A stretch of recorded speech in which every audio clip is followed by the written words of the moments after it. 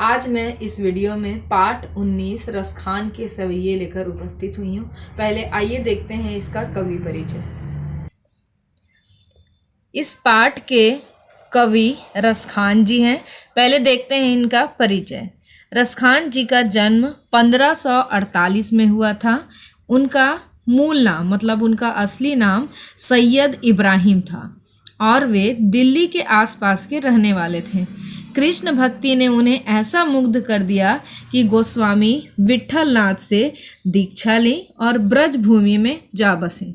सन 1628 के लगभग उनकी मृत्यु हुई थी। तो उन्हीं के द्वारा ये लिखा गया है और ये कविता कृष्ण जी पर आधारित है। आइए देखते हैं। पहले उनके बाल रूप का, पहले पंक्ति में बाल रूप का वर्णन किया गया है। तो देखते हैं, पहले दोहे को देखते हैं। इसमें धूरी भरी अति शोभित श्यामजू, तैसी बनी सिर सुंदर चोटी, खेलत खात फिरै अंगना, पग पैजनी बाजती पीरी कछोटी, वा छवि को रसिखानी बिलोकत, बारत काम कला निज कोटी, काग के भाग बड़े सजनी, हरि हाथ सो ले गया माखन रोटी। मतलब इसमें पढ़ के ही आपको सुन कर ही पता चल रहा होगा कि इसमें कृष्ण जी के बाल रूप का वर्णन किया गया है। तो इसका पहले देखते हैं इसका व्याख्या हम लोग। पहले लाइन का, धूरी भरी अति शोभित श्यामजू, तैसी बनी सिर सुंदर चोटी। इन पंक्तियों में रसखान कवि कहते हैं कि कृष्ण भगवान जी हैं जो वह धूल से भरे हुए हैं। श्यामजू श्री कृष्ण को बोला गया है। धूरी भरे मतलब धूल से भरे हुए बहुत ही सुंदर लग रहे हैं और उनके सिर पर चोटी बंधी हुई है। मतलब ये जब बच्चे थे तो इनके बड़े बड़े बाल थे, जिसके कारण इनकी जो माँ यशोदा माँ थी उन्हें चोटी बना दिया करती थी।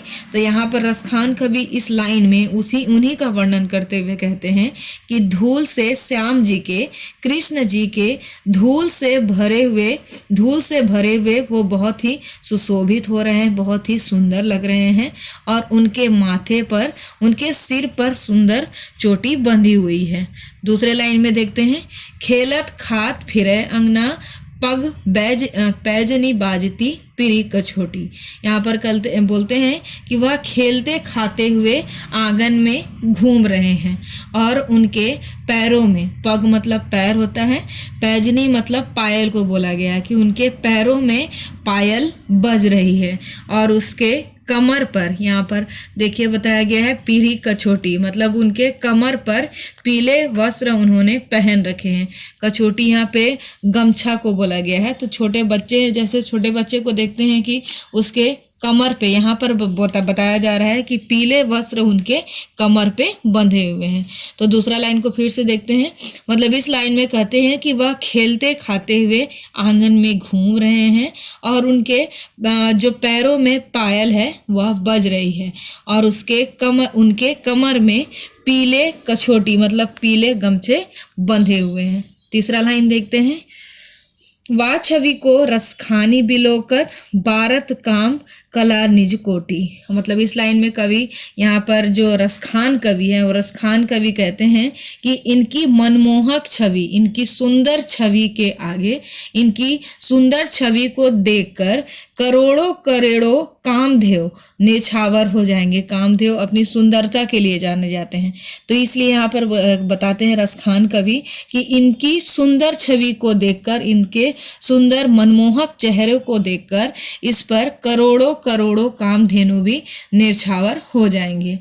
अंतिम लाइन में देखिए, काग के भाग बड़े सजनी, हरि हाथ सो ले गया माखन रोटी। यहाँ पर रसखान कवि कहते हैं कि कितना भाग्य वाला है वह कौआ।